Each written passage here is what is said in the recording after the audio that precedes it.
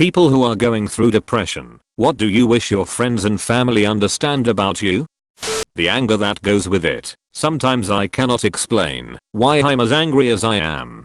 I cannot explain why sometimes I get so angry I scream and yell over small things, when really it's much deeper than that. Most of the time I'm just angry at myself. I came here to talk about this. I'm extremely irritable. I get stressed and anxious, and then I lash out for absolutely no reason. I mean, of course there's a deep-seated issue, but I'll have problems opening a can, or whatever, and then I'm screaming about it. I'll be fine, and then I'm just angry and argumentative all of a sudden. Sometimes I have the clarity to calm myself down and apologize in the middle of a fit, but sometimes I don't, and then I only realize I was being shitty after the fact. Either way, I feel terrible about it. I don't want to be mean or angry or irritated. I don't want to push people away. I just literally can't help it. I work on it, and I do my best to recognize when I'm being shitty and to stop it, but it doesn't always work. And, regardless of if I catch myself or not, I always feel bad about it. I wish people talked about the anger more, because I can deal with the sadness, the emptiness, the numbness, etc. But the anger is the hardest part for me. See, it's the part that affects all my loved ones. A simple "hey, are you okay" goes a very long way with me. Hello, you do not know me, but I'm here to ask you one thing.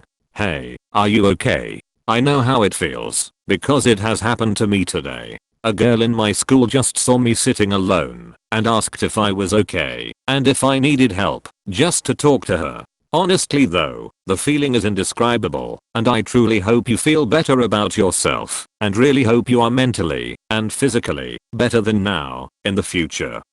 I was suicidally depressed for years and my family never noticed. I literally had a janky thrown together, probably wouldn't work, suicide kit in my room. I think what sucked the most for me, especially as a teen, was that no one noticed the signs of me sleeping all the time, not eating, trying to find ways to self-punish myself. I wish someone saw it and said that I needed help and took me to get it. Maybe things could have turned out differently.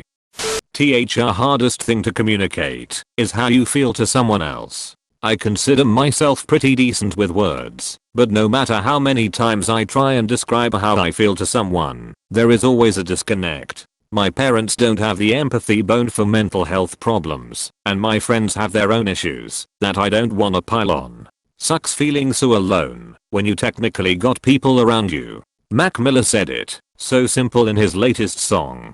Just so tired of being tired.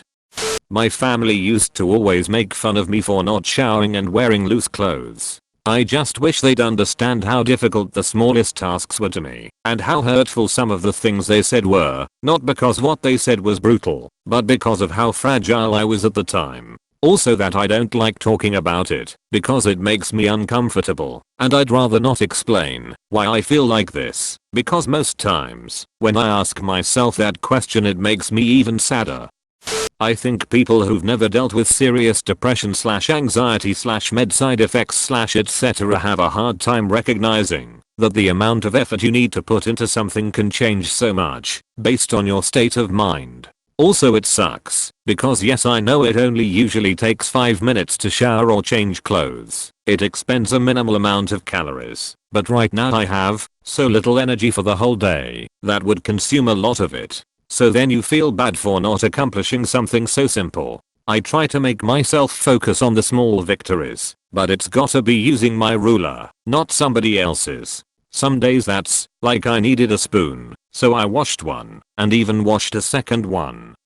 That depression is seriously misunderstood because of its name. When people hear the word depression, they think of it as being depressed and remember when they were sad. They then think they can make you not sad by saying the shit that normally works when someone is sad. Their heart is in the right place, but this isn't the same thing.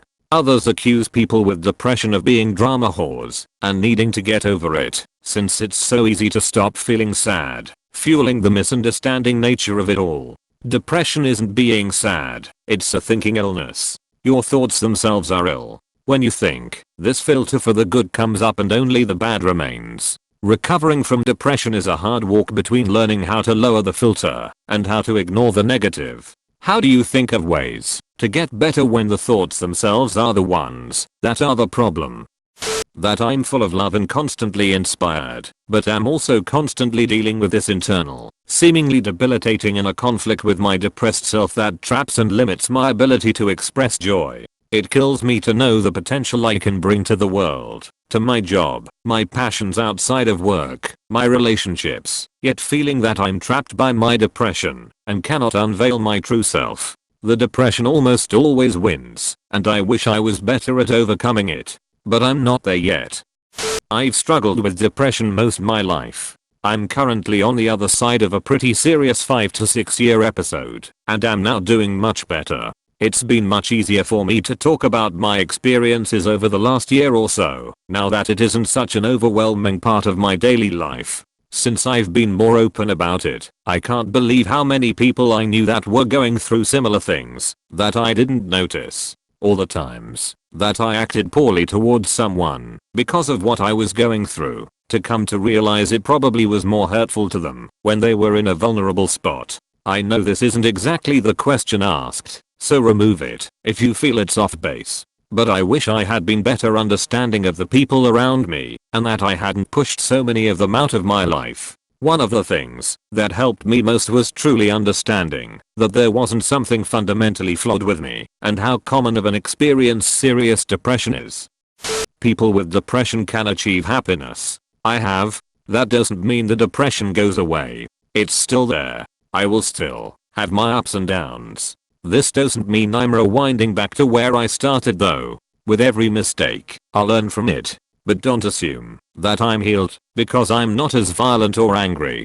Dealing with mental health issues of any kind is tedious work. I've had to relearn behaviors and reactions. I'm having to take on more self-care tasks than I even knew existed. It is overwhelming. Just know that every waking moment is a conscious effort to overcome my illness. And I do it for my loved ones.